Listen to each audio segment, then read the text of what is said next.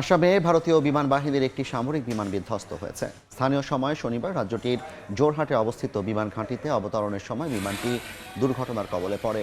বিধ্বস্ত হওয়ার পরপরই এতে আগুন ধরে যায়। ঘটনার পরপরই দ্রুত উদ্ধার অভিযান শুরু করা হয়।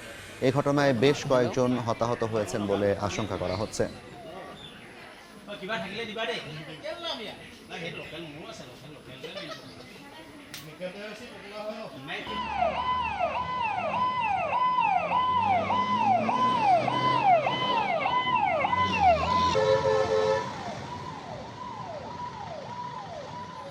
NB অসম নে পেকেটে